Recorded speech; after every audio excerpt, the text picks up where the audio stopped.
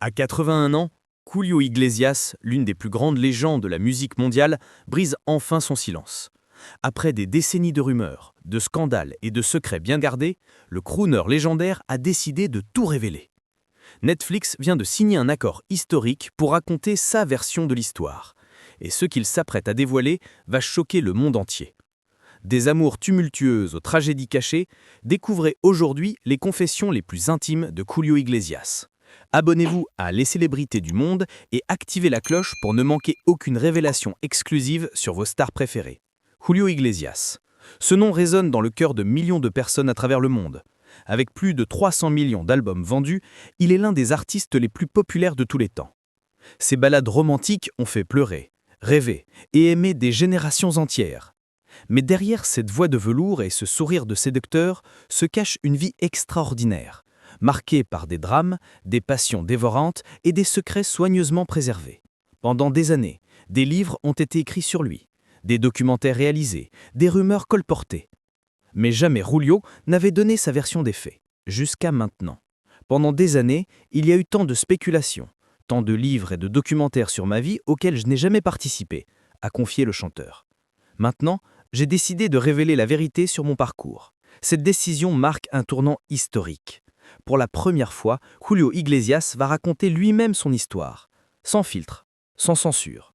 Netflix a remporté les droits de ce biopic très attendu et les révélations promettent d'être explosives.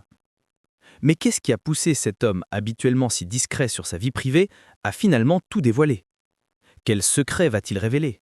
Et surtout, quelle vérité a-t-il cachée pendant toutes ces années? Aujourd'hui, nous plongeons dans la vie fascinante de Julio Iglesias. De l'accident tragique qui a changé son destin, à ses amours scandaleuses, de sa réputation de séducteur légendaire, à ses batailles juridiques familiales, nous explorons chaque facette de cette existence hors du commun. Avant de devenir l'une des plus grandes voix du monde, Julio Iglesias avait un tout autre rêve, devenir footballeur professionnel. Né le 23 septembre 1943 dans Madrid, dans une famille aisée, le jeune Julio excellait dans tout ce qu'il entreprenait. Brillant étudiant, athlète accompli, il semblait promis à un avenir radieux. Son talent au football était tel qu'il a signé avec l'équipe réserve du Real Madrid en tant que gardien de but. Imaginez un instant Julio Iglesias, non pas sur scène avec un micro, mais sur un terrain de football défendant les cages du club le plus prestigieux du monde. C'était son rêve, sa passion, son obsession. « Je me sens chez moi dans le monde du football et je l'aime immensément », disait-il à l'époque, les yeux brillants d'ambition. En parallèle, il poursuivait des études de droit, démontrant une polyvalence remarquable. Tout semblait lui sourire. Mais le destin avait d'autres plans pour lui. La nuit du 22 septembre 1962, quelques heures seulement avant son 19e anniversaire, tout a basculé. Julio et un groupe d'amis se divertissaient lorsque leur voiture a percuté violemment un obstacle sur la route de Majadahonda à Madrid. Le choc a été d'une violence inouïe. Personne ne se souvient comment ils sont arrivés à l'hôpital. Mais quand les médecins ont examiné Julio, le verdict est tombé comme un coup près. Semi-paralysie. Peu d'espoir de remarcher un jour. Pendant 1 an et demi, Julio devait suivre une thérapie constante, des exercices épuisants, juste pour regagner un semblant de mobilité. Sa carrière de footballeur était terminée avant même qu'elle ait commencé. Ses études de droit ont été interrompues. Tout son avenir s'est effondré en une fraction de seconde. Pour un jeune homme de 19 ans au sommet de sa forme et de ses ambitions, c'était une sentence insoutenable. La dépression a frappé durement. Les jours se suivaient dans une chambre d'hôpital, monotone, désespérante. Mais c'est précisément dans cette période la plus dark de sa vie qu'une lueur d'espoir est apparue. Un jeune infirmier, nommé Eladio Magdaleno, qui s'occupait de lui a offert une guitare pour l'aider à exercer ses doigts et à passer le temps. Au début, il grattait les cordes sans conviction, juste pour s'occuper. Mais petit à petit, quelque chose de magique s'est produit. Il a commencé à mettre en musique les poèmes qu'il écrivait pour exprimer sa douleur, sa frustration, son chagrin. La musique est devenue sa thérapie, son refuge, sa raison de continuer. Ce qui était censé être un simple exercice de rééducation s'est transformé en une passion dévorante. Les mélodies qu'il créait portaient toute la tristesse et l'espoir d'un homme qui refusait d'abandonner. La douleur et la tristesse que j'ai endurées, couplées à la consolation que j'ai trouvée dans la musique, ont complètement transformé ma vie, confiera-t-il des années plus tard.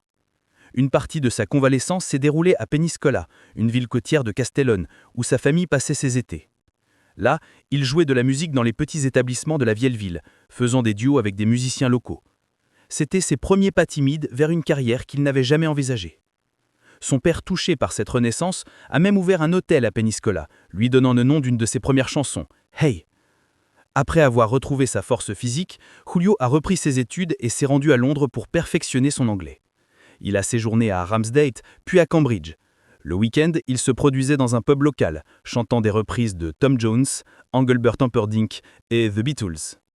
C'est pendant ce séjour anglais qu'il a rencontré Gwendoline Bowler, une jeune femme qui inspirera l'interusage de sa Knavo Dixon, des chansons les plus célèbres. Gwendoline. L'accident qui aurait dû briser sa vie l'avait en réalité redirigé vers sa véritable destinée. Le footballeur frustré allait devenir l'une des plus grandes voix de l'histoire. Si la carrière musicale de Julio Iglesias est légendaire, sa réputation de séducteur l'est tout autant. Surnommé le Sinatra espagnol, Julio a cultivé une image de sophistication, d'élégance et de charisme irrésistible.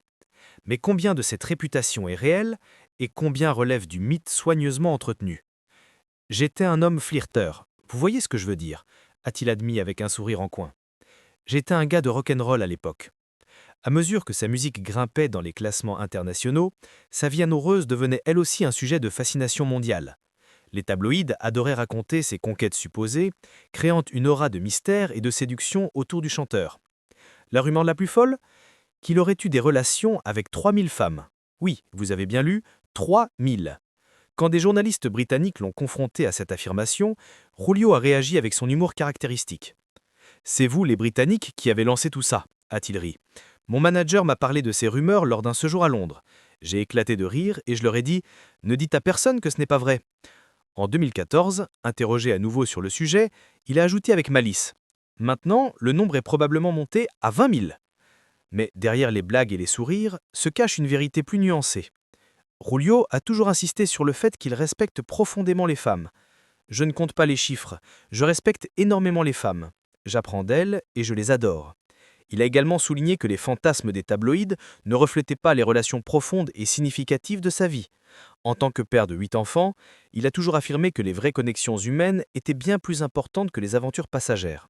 « Les fantasmes continuent de vivre », a-t-il déclaré avec un mélange d'amusement et de résignation. Mais on ne peut pas aller de porte en porte pour démentir chaque rumeur. Ce qui est certain, c'est que Julio Iglesias possédait, et possède toujours, un charisme magnétique. Sur scène, il captive, en privé, il séduit.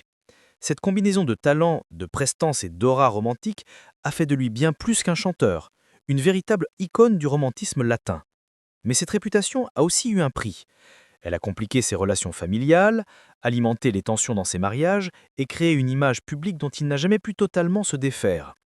Derrière les sourires de façade et les photos glamour, la vie amoureuse de Julio Iglesias a été marquée de hauts vertigineux et de bas dévastateurs. Isabelle Presley, l'amour de jeunesse. En 1970, alors que sa carrière musicale décollait enfin, Julio a connu Isabelle Presley, une socialite espagnole philippine et journaliste. Elle couvrait un événement pour le magazine Hola quand leurs regards se sont croisés. Le coup de foudre a été immédiat et foudroyant. Julio l'a invitée à un concert et leur romance a brûlé comme un feu de paille. 7 mois seulement entre leur rencontre, en janvier 1971, ils se sont mariés. Isabelle était déjà enceinte de leur premier enfant. Leur famille s'est rapidement agrandie.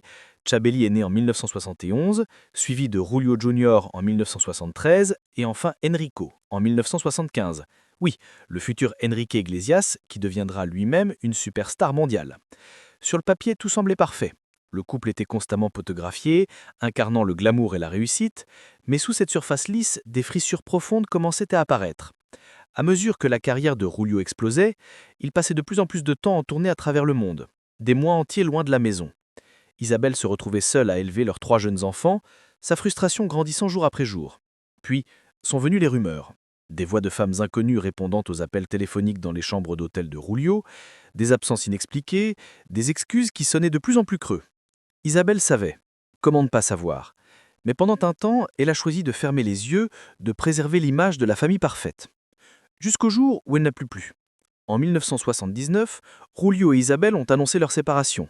Leur divorce a été finalisé l'année suivante, marquant la fin officielle d'un mariage qui s'était désintégré bien avant. Isabelle est restée en Espagne avec leurs 3 enfants, tandis que Julio s'est installé à Miami, symbole d'un nouveau départ. Mais les cicatrices de cette rupture ne se sont jamais vraiment refermées, affectant profondément ses relations avec ses enfants aînés. Jennifer McDaniel, la tentative de stabilité. Après plusieurs années de célibat et d'aventures diverses, Julio a tenté de retrouver une certaine stabilité. En 2010, il a épousé Jennifer McDaniel lors d'une cérémonie privée. Pendant plus d'une décennie, ce mariage semblait avoir fonctionné. Contrairement à son premier divorce tumultueux, leur séparation en 2021 s'est déroulée dans la discrétion, sans scandale public. Néanmoins, cela ajoutait une nouvelle couche de complexité à la vie sentimentale déjà compliquée de Julio. Encore un chapitre qui se fermait, sans avoir trouvé la paix durable qu'il recherchait. Miranda Rinsberger, l'amour qui dure. Puis, en décembre 1990, tout a changé. À l'aéroport de Jakarta, en Indonésie, Julio, alors qu'âgé de 47 ans et fraîchement divorcé, a croisé le regard de Miranda Rinsberger, une secrétaire néerlandaise de 25 ans qui travaillait également comme mannequin temps partiel. Parmi la foule d'admiratrices qui l'entouraient constamment, quelque chose chez Miranda a capté son attention. Il l'a immédiatement invitée à son concert ce soir-là. Après le spectacle, il a fait une proposition encore plus audacieuse. Le rejoindre dans sa tournée à Kuala Lumpur, Singapour et Tokyo. Miranda hésita. C'était rapide, trop rapide peut-être, mais quelque chose dans les yeux de Julio lui disait que ce n'était pas une aventure parmi d'autres. Elle a accepté. Ce qui a commencé comme une romance inattendue s'est rapidement transformé en quelque chose de beaucoup plus profond. En mai 1991, Miranda s'est installée dans la résidence de Julio à Miami, sur Indian Creek Island. Ses 3 enfants aînés l'ont accueilli chaleureusement. Miranda n'était pas simplement une nouvelle compagne. Elle est devenue la confidente de Julio, sa force stabilisatrice, acceptant non seulement son rôle de partenaire, mais aussi celui de belle-mère. Ensemble, ils ont fondé leur propre famille. 5 enfants sont nés de leur union, Miguel Alessandro en 1997, Rodrigo en 1999, les jumelles Victoria et Cristina en 2001, et enfin Guillermo en 2007. Pendant 20 ans, ils ont vécu ensemble sans être mariés, construisant une relation basée sur l'amour et le respect mutuel plutôt que sur un certificat.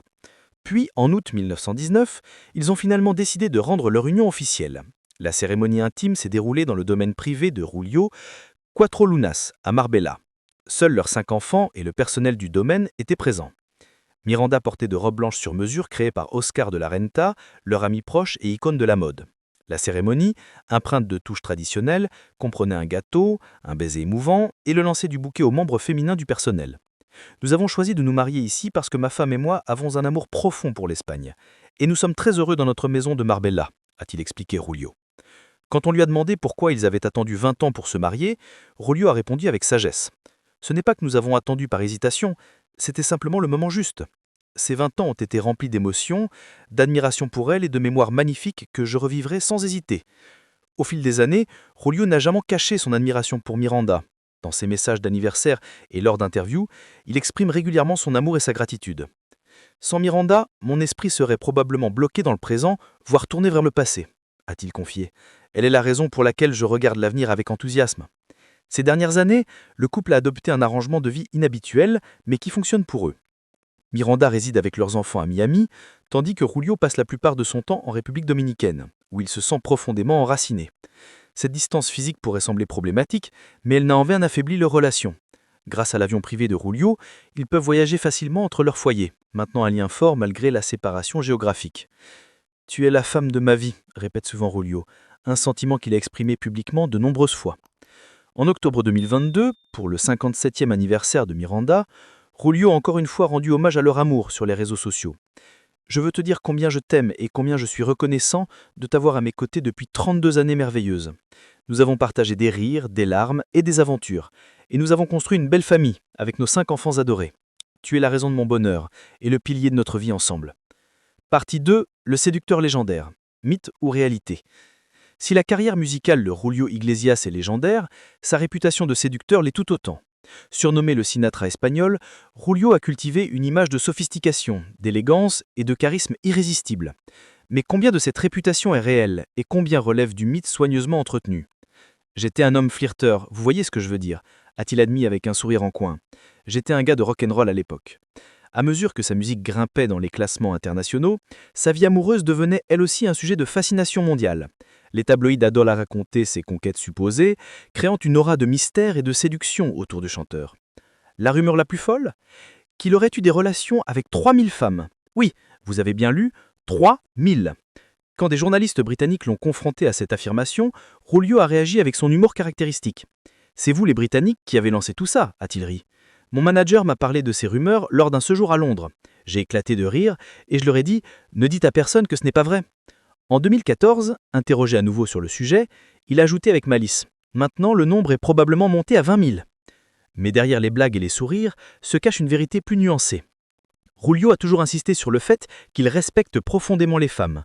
« Je ne compte pas les chiffres, je respecte énormément les femmes. J'apprends d'elles et je les adore. » Il a également souligné que les fantasmes des tabloïds ne reflétaient pas les relations profondes et significatives de sa vie. En tant que père de 8 enfants, il a toujours affirmé que les vraies connexions humaines étaient bien plus importantes que les aventures passagères. « Les fantasmes continuent de vivre », a-t-il déclaré avec un mélange d'amusement et de résignation. Mais on ne peut pas aller de porte en porte pour démentir chaque rumeur. Ce qui est certain, c'est que Rulio Iglesias possédait et possède toujours un charisme magnétique.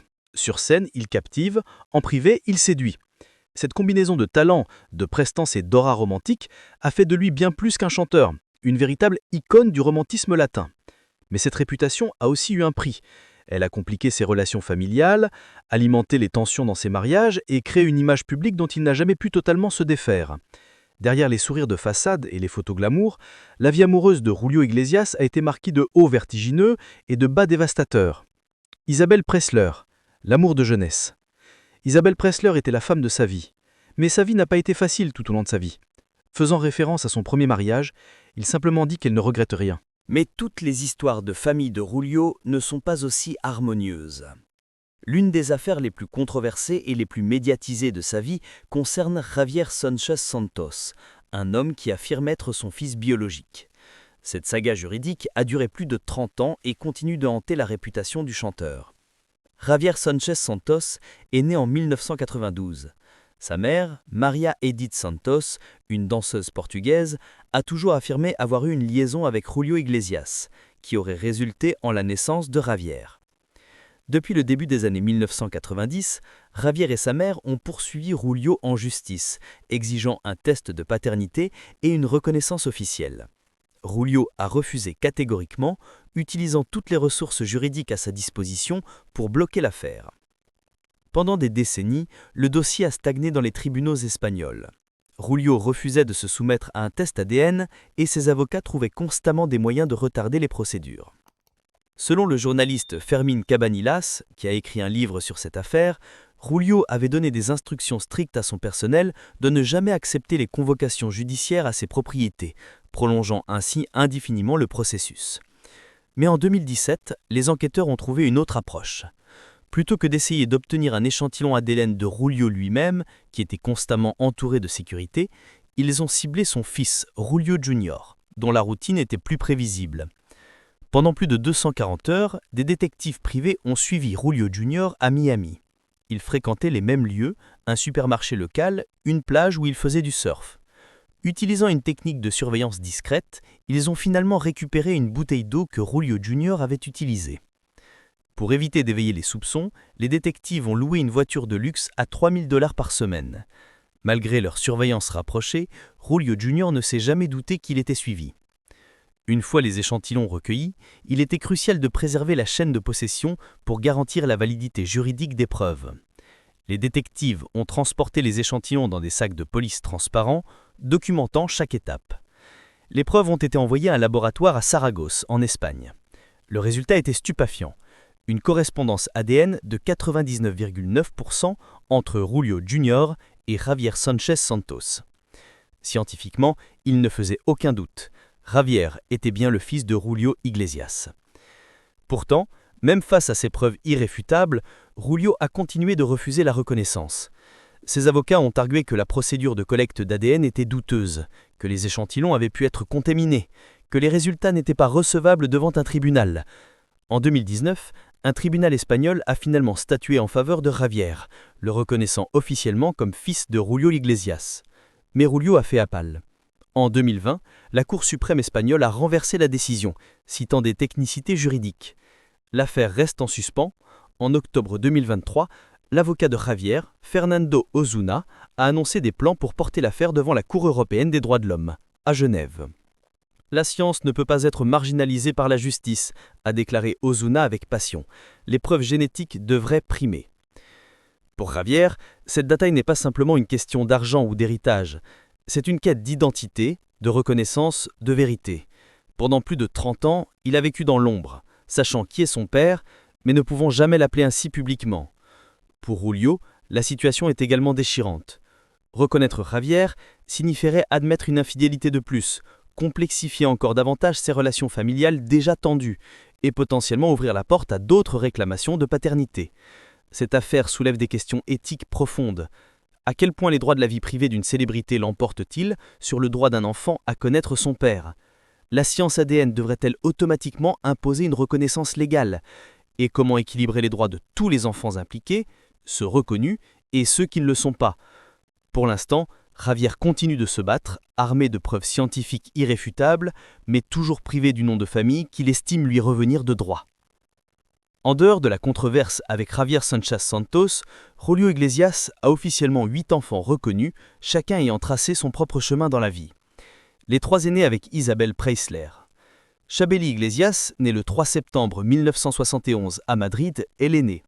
Elle a suivi les traces de sa mère, devenant entrepreneur et journaliste. Chabeli s'est fait son nom comme animatrice de télévision en Espagne, apparaissant dans divers programmes de divertissement. Elle a choisi une vie relativement discrète comparée à ses frères. Julio Jr., né le 25 février 1993, a tenté de suivre les pas musicaux de son père. Il a sorti plusieurs albums et acquis une certaine notoriété en participant à l'émission de télé-réalité Superviventes en 2003. Bien qu'il n'ait jamais atteint le niveau de célébrité de son père ou de son jeune frère, il reste actif dans l'industrie musicale. Enrique Iglesias, né le 5 mai 1975, est sans doute l'enfant le plus célèbre de Julio. Avec plus de 180 millions de disques vendus dans le monde et d'incomptables hits internationaux, Enrique a non seulement égalé, mais dans certains égards dépassé le succès de son père. Il a consolidé sa place comme l'une des plus grandes stars de la musique mondiale, prouvant que le talent coule vraiment dans la famille. Les 5 enfants avec Miranda Rinsburger. Miguel Alejandro Iglesias, né à Miami en 1997, a choisi un chemin complètement différent de ses frères et sœurs plus célèbres. Plutôt que de poursuivre le show business, Miguel s'est concentré sur une carrière dans la finance, travaillant dans une agence immobilière à Miami. Il privilégie une vie tranquille, loin des projecteurs. Rodrigo Iglesias, né le 3 avril 1999, réside également à Miami. Il a montré un grand intérêt pour la musique, bien qu'il n'ait encore poursuivi aucune carrière publique dans ce domaine. C'est un des enfants qui se rend le plus souvent à Marbella, où la famille passe du temps dans leur domaine. Les jumelles Victoria et Cristina Iglesias, nées le 1er mai 1991 à Miami, ont pendant un temps adopté un mode de vie plus public, travaillant comme mannequins et influenceuses. Cependant, elles se sont depuis retirées des projecteurs pour mener une existence plus privée, préférant la discrétion à la célébrité. Guillermo Iglesias, né en 2007, est le benjamin de la famille. Comme son père, Guillermo semble avoir hérité d'une passion pour la musique. On l'a même vu jouer de la batterie dans un clip musical sorti en 2017, suggérant qu'il pourrait éventuellement suivre la tradition musicale familiale. Bien que Julio ait passé une grande partie de sa carrière à Miami, son cœur reste attaché à l'Espagne. Dans le pittoresque village de Oren, près de Marbella, le chanteur possède un domaine spectaculaire qui sert de refuge estival pour sa famille. Connu sous le nom de Cuatro Lunas, ce domaine somptueux offre un aperçu rare de leur vie privée, parfois partagé à travers les publications sur les réseaux sociaux de ses enfants. Acheté en 2000 pour 12 millions d'euros, Cuatro Lunas s'étend sur plus de 400 hectares, offrant un refuge paisible loin des regards indiscrets. Le domaine est équipé de tout ce dont la famille a besoin pour se relaxer sans jamais avoir à partir. Entouré de beauté naturelle, il possède plusieurs kilomètres de sentiers privés pour la randonnée et l'équitation. La confidentialité est une priorité absolue et le domaine a été conçu en tenant compte de cet aspect. Il a même 2 héliports permettant à la famille et à leurs invités de haut profil d'arriver discrètement. Le domaine lui-même est somptueusement aménagé, avec 7 chambres, 8 bagnots, plusieurs porches parfaits pour profiter des douces soirées été, 3 piscines dont une avec une vue imprenable sur la Méditerranée, une salle de gym ultra-moderne, une cave à vin remplie de millésimes rares et coûteux. Le confort des invités est également une priorité. Le domaine comprend plusieurs maisons d'invités, dont 4 bungalows offrant intimité et luxe. Cuatro Lunas revêt une signification particulière pour Julio et Miranda. C'est là qu'ils ont célébré leur mariage intime en août 2010, en créant des souvenirs qui resteront gravés à jamais dans l'histoire de la famille. Et maintenant, nous arrivons au moment présent. À 81 ans, Julio Iglesias se trouve à un tournant de sa vie. Je me sens reconnaissant envers tant de personnes, de tant de pays, qui m'ont soutenu et encouragé tout au long de ma vie, a-t-il déclaré récemment, la voix chargée d'émotions. Satisfait de sa vie personnelle et professionnelle, profitant du succès de sa carrière remarquable, de l'amour de Miranda et de la joie de ses enfants, Julio a décidé qu'il était temps de raconter sa propre histoire. Après tant de spéculations, après plusieurs livres et documentaires auxquels je n'ai pas participé, j'ai décidé de dire la vérité sur ma vie à travers une plateforme universelle comme Netflix, a révélé Julio. Le projet a pris forme après une lettre particulièrement émouvante de Bella Bajaria, vice-présidente du contenu chez Netflix. Après beaucoup de réflexions, sa lettre m'a convaincu que Netflix était la bonne entreprise pour réaliser ce projet, a expliqué le chanteur. Ce biopic sera le premier documentaire autorisé sur sa vie, marquant un moment historique. Julio aura un contrôle créatif sur le récit, garantissant que sa version des événements sera enfin entendue. Il y a 3 ans, Alfredo Fraile, qui avait géré Julio pendant 15 ans, travaillait sur l'adaptation de Secretos Confessables, une biographie qu'il avait écrite sur le chanteur. Disney devait initialement produire ce projet, mais les réticences de Julio et les frais élevés qu'il demandait pour les droits de ses chansons ont fait échouer le deal.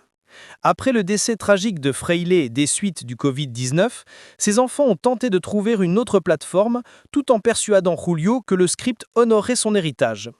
Cette fois, avec Netflix, les planètes se sont alignées. Les détails concernant la production et le casting restent encore secrets. Cependant, le documentaire devrait couvrir des chapitres clés de sa vie. Son passage dans l'équipe jeune du Real Madrid, l'accident de voiture qui a failli lui coûter la vie, son ascension vers la gloire mondiale. Il explorera également sa période sous les projecteurs, abordant son premier mariage avec Isabelle Preisler, sa réputation de séducteur et ses relations parfois tendues avec ses enfants aînés, notamment Julio Jr. et Enrique. Les spectateurs auront probablement un aperçu de sa vie actuelle avec Miranda, la femme qui le soutient fidèlement depuis plus de 30 ans, ainsi que l'affaire controversée de Javier Sanchez. Malgré les rumeurs récentes concernant une possible crise dans sa relation avec Miranda, aucun des deux n'a confirmé ces allégations. Au contraire, Miranda a récemment adressé des mots émouvants à Julio lors d'un hommage public. « Je veux te dire combien je t'aime et combien je suis reconnaissante d'avoir un homme aussi incroyable à mes côtés depuis 33 années merveilleuses. Nous avons partagé des rires, des larmes et des aventures, et nous avons construit une belle famille avec nos 5 enfants adorés. Tu es la raison de mon bonheur et le pilier de notre vie ensemble. Que ce nouveau chapitre de ta vie soit rempli de santé, de joie et de moments inoubliables. » Les rumeurs sur sa santé démenties. En mai 2023, des rumeurs alarmantes ont circulé, affirmant que Julio était en mauvaise santé, confiné à un fauteuil roulant et souffrait de déclin cognitif, au point de ne plus se souvenir de la parole de ses propres chansons. Ces fausses allégations ont profondément blessé le chanteur, qui a pris la parole sur les réseaux sociaux pour rétablir la vérité. Je me sens très préoccupé par tout ce qui a été dit à propos de ma courte période de solitude. D'une manière un peu rude pour ceux qui ont douté de ma santé, je dirais que je suis dans le syndrome prémenstruel. Mais à ceux qui m'ont vraiment aimé pendant tant d'années, je dirais que je n'ai jamais eu l'esprit aussi clair. J'écris mes mémoires et je les remercie de tout cœur pour leur amour. Il a également condamné la nature malveillante des rumeurs. Je ne peux pas croire tant de spéculations juste parce que je ne veux pas donner d'interview en ce moment. Je lis partout que je suis en fauteuil roulant, avec l'esprit perdu, et que je ne me même plus souviens de mes chansons. Comment peut-on être aussi malveillant ? Pour dissiper davantage les doutes, Julio a partagé une photo récente de lui, avec une nouvelle moustache qu'il a présentée avec humour comme un hommage à son père. Cette photo date d'il y a quelques jours seulement. La moustache est la mienne, elle me rappelle beaucoup mon père. Merci beaucoup, comme toujours. Alors que Julio Iglesias continue de démentir les rumeurs et d'embrasser la vie à 81 ans, il est clair que son héritage en tant que musicien et icône culturelle reste plus fort que jamais.